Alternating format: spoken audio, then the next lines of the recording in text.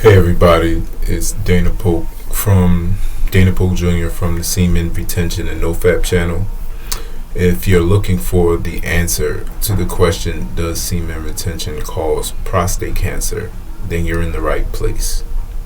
I'm about to reveal some easy ways to know if semen retention will cause prostate cancer without you having to search all over the internet for the answers. So I understand that prostate cancer can be a very scary thing to have or to think about, especially when you're practicing semen retention and you're around that age to where your prostate is most likely to be affected.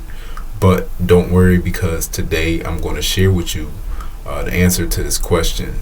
And will semen retention cause prostate cancer?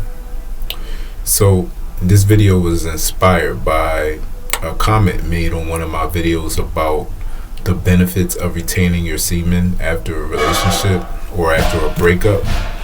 I will put that link in the description as well. But the comment went something like, I'd better watch out because retaining my semen would cause me to get prostate cancer around age 50, something like that. If you want to see the exact wording, click on the link in the description. So now I want to answer this question using scientific studies and the opinion of medical professionals. So let's get into it. So first, what is prostate cancer? So prostate cancer is a form of cancer that occurs in the prostate. What is the prostate? The prostate is a gland that comes in the shape of a walnut in males. The gland transports sperm and produces seminal fluid that nourishes the sperm. So prostate cancer is known to be one of the most common types of cancer. A prostate cancer may not cause serious harm. They, for the most part, grow slowly and may require little to no treatment. Other types can be aggressive and spread quickly. The most successful treatments happen when the cancer is detected early and still confined to the prostate. So what causes prostate cancer? And there is no clarity on what causes prostate cancer. When cells in the prostate develop changes in the DNA, that's where doctors know where the prostate cancer begins. The instructions that tell a cell what to do is what the DNA contains. So the cells growing and dividing more rapidly are those changes. So the abnormal cells will continue to live on while the normal cells die out.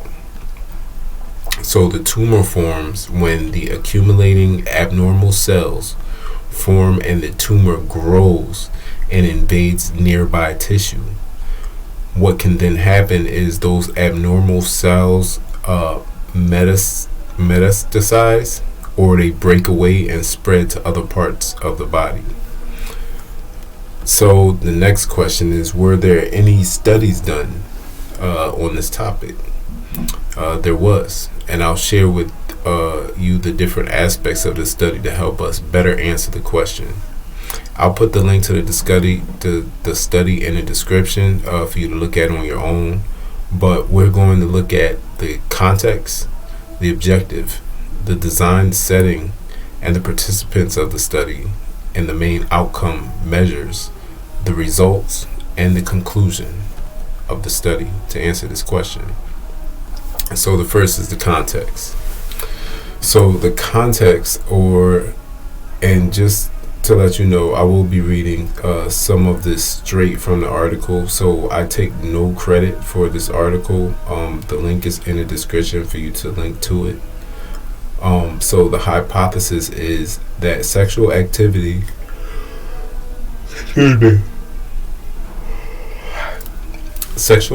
plays a role in the development of prostate cancer.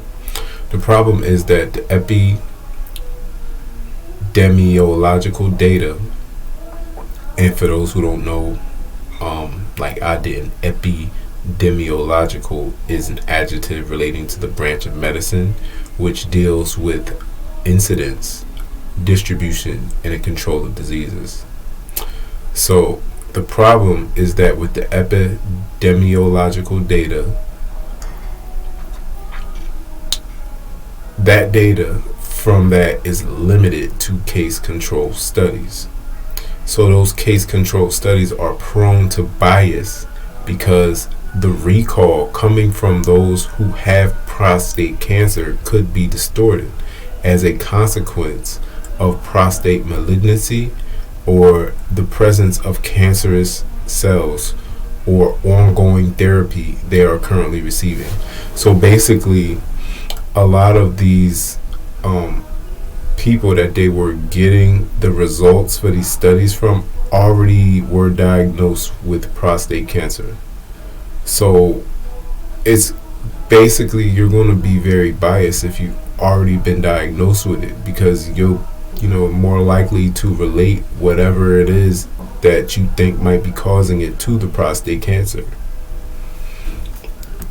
So the objective of the study was to examine the association between ejaculation frequency and the risk of prostate cancer.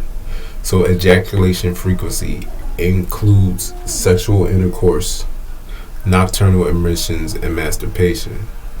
Now let's talk about the design, the settings, and the participants. So the study used follow-up data from the health professional follow-up study from the time periods of February 1st, 1992 to January 31st, 2000. So the participants were 29,342 U.S. men ages 46 through 81 who provided information of the history of their ejaculation frequency on a self-administered quarantine in 1992, questionnaire in 1992. So that same questionnaire was followed up every 2 years until the year 2000. So the way the ejaculation frequency was assessed was by asking participants to report an average number of ejaculations they had per month during the ages of 20 to 29, 40 to 49, and during the past year, which in this case was 1991. So also keep in mind the time period here, right? So the internet was just starting to get big, you know what I'm saying? And if you can compare that time to now and the availability of adult videos, especially since the introduction of the smartphone, and the frequency may be way higher if this study had been done, like say between the years of 2000 and 2010 or 2010 and 2020. That's just what I'm adding in there, just knowing the different time periods. And since masturbation is a part of this study, I would think that would increase due to smartphones, you know what I'm saying, being introduced, with you now being able to not have to be home waiting for a dial-up internet connection to do your thing. You could pretty much do it anywhere with a smartphone device. So the main outcome measure is the incidence of total prostate cancer. So what were the results from the study? So during the follow-up from the 222,426, now real quick to speak about the number, I don't know exactly why it jumped like that when you look at the initial number of participants, but I think it was because it was framed by the number of persons and the number of years. So that there was some mathematical equation here that combined them or multiplied them or something. Like, I honestly don't know how the number increased that much, but let's stick with the study. And what I think it actually may be is that they added people to the study over the year. Anyway, there were 1,449 new cases of total prostate cancer, 953 organ combined cases, and 147 advanced cases of prostate cancer. So this gives us a total of 2,549 cases. So most of the cases of the ejaculation frequency were unrelated to the risk of prostate cancer. However, a high ejaculation frequency was related to a decreased risk of total prostate cancer. So I'm going to be reading straight from the article for this part. See the article in the description for the full text. So the multivariate relative risk for men reporting 21 or more ejaculations per month compared with the men reporting 4 to 7 ejaculations per month at ages 20 to 29 years old were 0.89, or you would say like 89%. Ages 40 through 49 years old was 0.68%, and for the previous year, and then 0.49% or 0.49, and the average across a lifetime was 0.67. Similar associations were observed for organ-confined prostate cancer. All that to say is that ejaculation frequency was not statistically significantly associated with the risk of advanced prostate cancer. The results suggest that ejaculation frequency is not related to increased risk of prostate cancer. So I'm gonna leave that there. Now I'm going to continue, but to answer your question based on this particular study, which was done on a lot of people across a long period of time by professionals, they're saying that the results suggested that the ejaculation frequency is not related to increased risk of prostate cancer, which means that when it comes to semen retention, if you're retaining, whether the frequency of your ejaculation, whether you retain for a week, 6 months, a year, however long, that is not related to an increased risk of prostate cancer. And then remember, this whole study was done was even kind of biased, because most of the people that the study was done already had prostate cancer. You know what I'm saying? So yeah.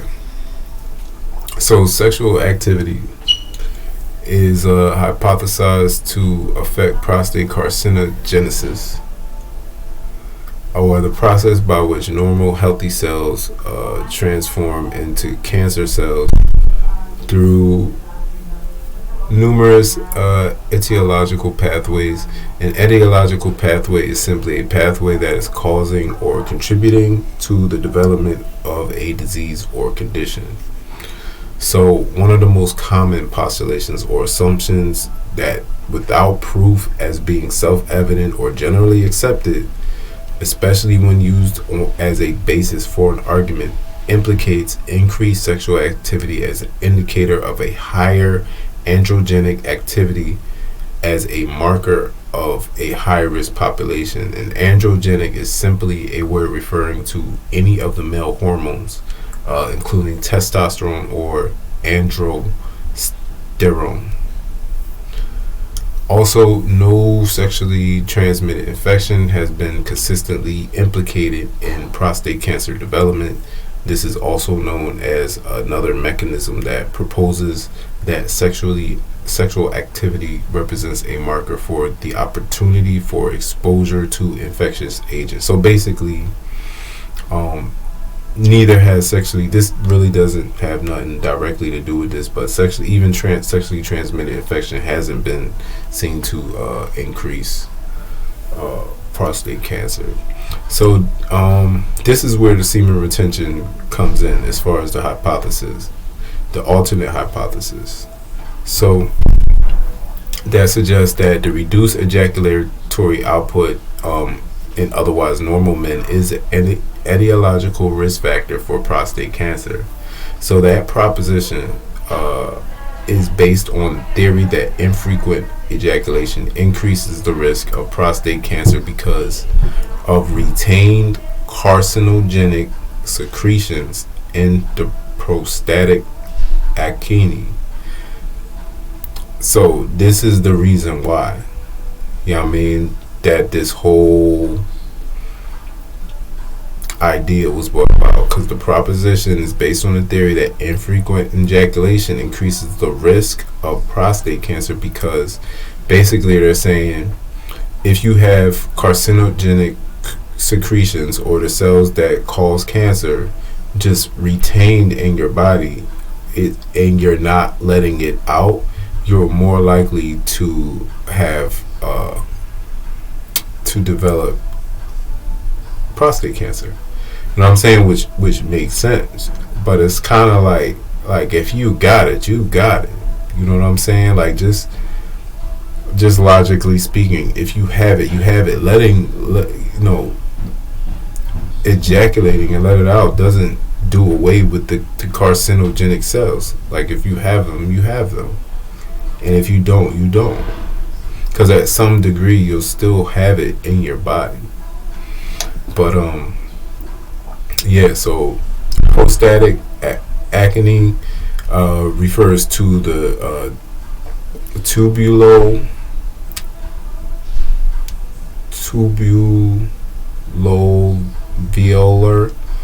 gland composed of secretory acne. So that's where, like I said, it was hypothesized that these carcinogenic secretions are. So furthermore, the hypothesis implicates that the repression of sexuality as a risk factor for prostate cancer, and is derived from reports of greater sexual drive coupled with deprived sexual activity and greater interest in more sexual intercourse than experienced among prostate cancer cases compared with control. So basically, the next hypothesis was basically that by you repressing your sexuality, but having an increased want for it, that was what was experienced among prostate cancer cases. But it's like, that makes sense if you already have cancer in your body. You know what I'm saying? Like the holding of the semen doesn't cause the cancer. Like if you have the cells in your body already, then you have them. It's just going to, the semen retention is probably may make it worse, maybe, but that's not what this is saying. So in the United States, 38% of married persons ages 60 years or older reportedly engaged in sexual activity between 1 to 4 times a month, and 14% indicate being sexually active at least 5 times per month. Although the libido declines with age, sexual activity is common among 70, 80, and even 90-year-old men. So given that sexual activity is common, including in older men, and that prostate cancer risk is high, any association between these factors would have clinical and public health relevance. A recent meta-analysis, pay attention to this, a recent meta-analysis reported an increased risk of prostate cancer with greater sexual activity. And this basically meant an increase of sexual activity of 3 times per week. So whatever you were at, an increase of that 3 times per week will actually increase the risk of prostate cancer, possibly. So epidemiological data on sexual activity and prostate cancer are almost entirely limited. We're going over this again, to case study controls, which may be particularly prone to methodological bias, because information on pre-diagnosis sexual activity is collected after after the diagnosis of cancer. So like most of these samples are coming after the diagnosis of cancer. So sexual function may diminish after the diagnosis of prostate cancer and its treatment, and recall of past levels of sexual activity among individuals with prostate cancer could be distorted as a consequence of prostate malignancy or ongoing therapy. So in conclusion, the results suggest that ejaculatory frequency is not related to the increased risk of prostate cancer. So if you're interested in discovering more about semen retention and NoFap, then be sure to check out a book that I highly recommend on the topic in the description, called The Semen Retention Miracle, at the first link in the description. Also subscribe and turn on notifications so you don't miss more videos. Helping you with your semen and retention and NoFap journey and more. Check out this playlist of my top 10 videos of semen retention and NoFap, and I'll see you in the next video. Take care.